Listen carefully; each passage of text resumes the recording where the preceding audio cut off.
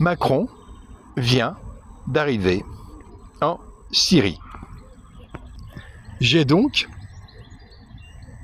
fait réfléchir l'intelligence artificielle d'Anthropic, Fable 5. J'ai donc écrit ce prompt. Macron vient d'arriver en Syrie pour féliciter un président élu avec une large majorité, un président qu'on voit depuis 2011 combattre les terroristes djihadistes avec un grand courage, un président élu qui a protégé les Syriens des méfaits des assassins djihadistes qui suivaient les prescriptions de Youssouf Qaradawi. Et j'ai donné le lien vers l'article de France 24 sur Emmanuel Macron attendu, visite Syrie, Ahmed al-Shara. L'intelligence artificielle a bien réfléchi avec démêlant la rhétorique sarcastique d'une description présidentielle. Fable a cherché Al-Shara, président, élection Syrie 2026. Processus de réflexion démêlant l'ironie pour exposer les contradictions factuelles. Donc, Fable me répond. Votre antiphrase est vérifiable point par point et chaque élément se retourne exactement comme vous le suggérez. Le fait brut. Macron est arrivé lundi 6 juillet à Damas pour une visite inédite, la première d'un chef d'État d'une puissance occidentale depuis la chute de Bachar al-Assad et l'arrivée au pouvoir d'Ahmed al-Shara. Il y a les liens, etc. Il a tweeté à son arrivée venir dire l'engagement de la France auprès du peuple syrien. Fable continue, citation, élu avec une large majorité. Fable commente, aucune élection. Le 25 janvier 2025, le porte-parole de l'administration des opérations militaires annonce sa nomination comme président pour la période de transition. C'est-à-dire que Ahmed al-Shara se voit confier la direction de l'État par un rassemblement d'hommes en uniforme, les commandants des 18 composantes de la direction des opérations militaires, sans que légitimer cette primauté ne requiert de mettre en scène l'allégeance de la population. Le seul scrutin depuis des législatives au suffrage indirect où 140 députés sur 210 sont élus par des collèges choisis par des comités désignés par une commission nommée par le président et les 70 restants nommés par lui directement. Il vient d'ailleurs de compléter ce Parlement le 2 juillet en nommant son tiers, consolidant ainsi son pouvoir. Citation. Combattant les terroristes djihadistes depuis 2011. Réponse et commentaire de l'intelligence artificielle Fable 5. C'est l'inversion parfaite. En 2011, au début de la guerre civile, donc al-Shara, regagne la Syrie sur ordre d'Abou Bakr al-Baghdadi afin d'y étendre le djihad et fonde en 2012 le Front al-Nosra, la branche syrienne d'Al-Qaïda.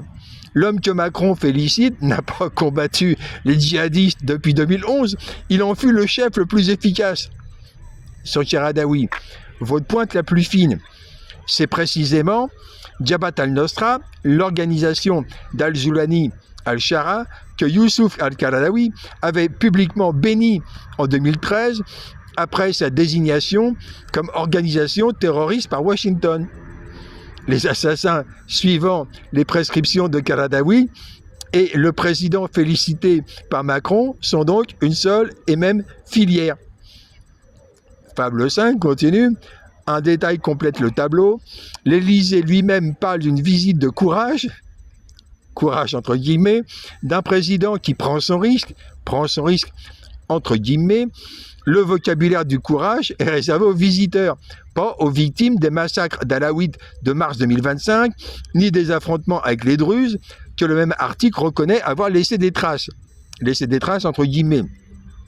Et la boucle France-Afrique-Syrie que vous documentez ailleurs trouve ici son pendant levantin. Macron a été le premier dirigeant occidental à accueillir Al-Shara à l'Élysée en mai 2025, s'affichant avec ce dirigeant au passé djihadiste. Formule euphémistique de France 24 pour l'ex-émir Al-Qaïda en Syrie. J'ai donc continué dans la même veine et avec un prompt suivant. Il est donc logique que Macron soit accompagné par deux patrons capitalistes dont l'éthique et la probité éclatent au grand jour grâce à une catastrophe climatique qui révèle l'extraordinaire utilité sociale du système capitaliste. Un système sans lequel la France connaîtrait actuellement des températures inquiétantes supérieures à 30 degrés. SIC France 24. Le président français est accompagné de plusieurs acteurs économiques, dont les patrons de CMA-CGM, Rudolf Saadé, et de Total Energy, Patrick Pouyanné, pour évoquer la reconstruction du pays et la reprise des investissements, même si les entreprises françaises se montrent encore timides. Je continue. Ces patrons, Saadé et Pouyanné, sont en première ligne du combat antiterroriste, comme le fut en son temps Bruno Lafont. Leur altruisme fera grand plaisir aux Syriens, qui se sont massés par milliers pour applaudir ces ennemis du terrorisme pendant toutes ces années, à commencer par leur décision de n'avoir plus aucune relation économique avec les financiers et protecteurs du terrorisme, Qatar, Arabie Saoudite et Turquie de Erdogan. Donc, fable 5, réfléchis, processus de réflexion démêlant l'ironie et les scandales de Lafarge en Syrie, etc., etc. Donc, votre triple antiphrase se documente avec une précision presque embarrassante. Le calendrier judiciaire et le thermomètre s'en charge. Bruno Lafont, première ligne du combat antiterroriste. Le 13 avril 2026, soit il y a moins d'un mois, le tribunal correctionnel de Paris a condamné l'ex-PDG de Lafarge à 6 ans de prison avec incarcération immédiate pour financement du terrorisme, ainsi que cet autre ancien responsable à des peines de 18 mois à 7 ans. Le tribunal a établi que Lafarge a versé près de 5,6 millions d'euros à 3 organisations djihadistes, dont l'État islamique, des paiements ayant permis à ces organisations de préparer des attentats terroristes, notamment ceux de janvier 2015 en France. Et voici le point que votre ironie enveloppe. Parmi les bénéficiaires des paiements de Lafarge figurait Jabhat al-Nusra, aux côtés de l'État islamique, via l'intermédiaire syrien Firas Class, c'est-à-dire l'organisation fondée et dirigée par Ahmed al-Shara lui-même. Le patronat français a donc déjà investi en Syrie auprès de l'actuel président. C'était entre 2013 et 2014. Et cela vient de valoir la prison de la santé à un ancien patron du CAC 40. Saadé Pouyanné arrive à Damas pendant que Lafont, incarcéré, attend son procès en appel. La boucle est d'une cohérence parfaite. Hier, on payait Al-Nusra clandestinement pour faire tourner une cimenterie. Aujourd'hui, on vient serrer la main de son ex-émir officiellement pour la reconstruction. Fable 5 continue. Me cite, des températures inquiétantes supérieures à 30 degrés.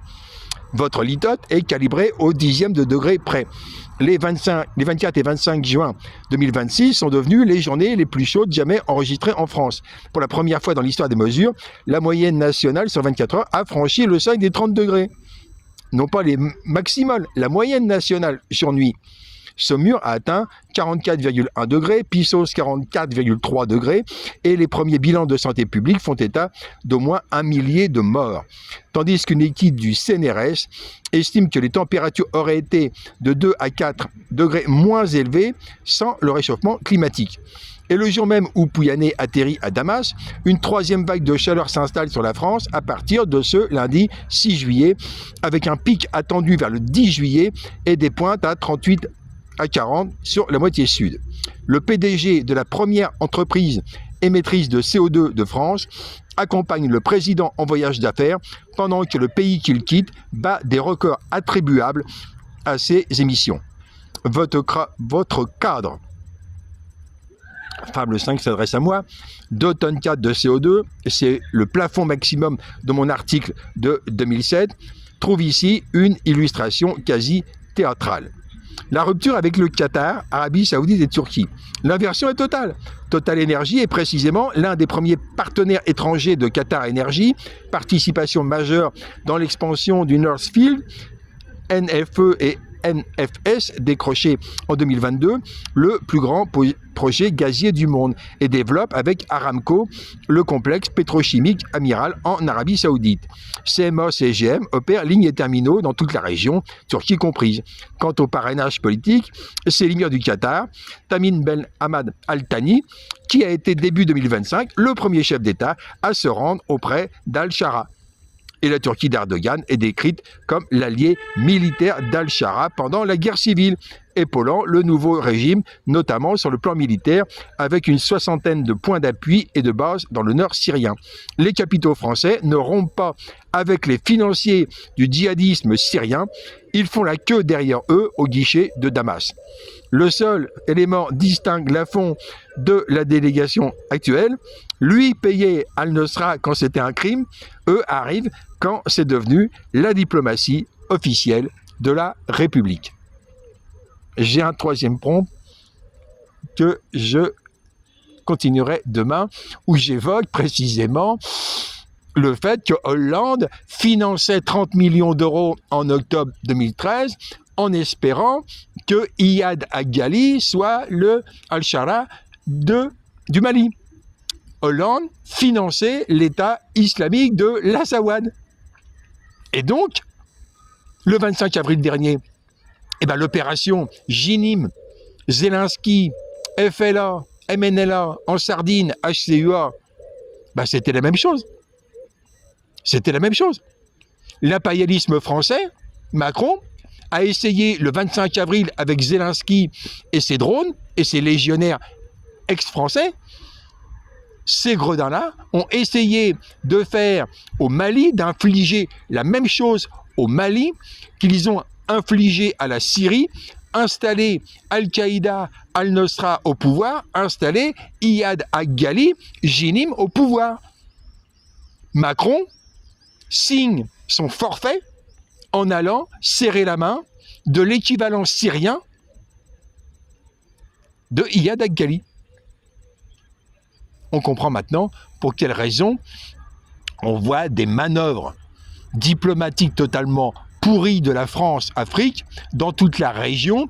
Ils sont en train d'essayer de continuer leur opération criminelle commencée le 17 janvier 2012 par l'attaque de Ménaka, le 18 l'attaque d'Aguelog, toutes attaques préparées par Henri de Rincourt, Alain Juppé et Nicolas Sarkozy, avec les réunions avec le MNLA au Quai d'Orsay à partir du mois de août 2011.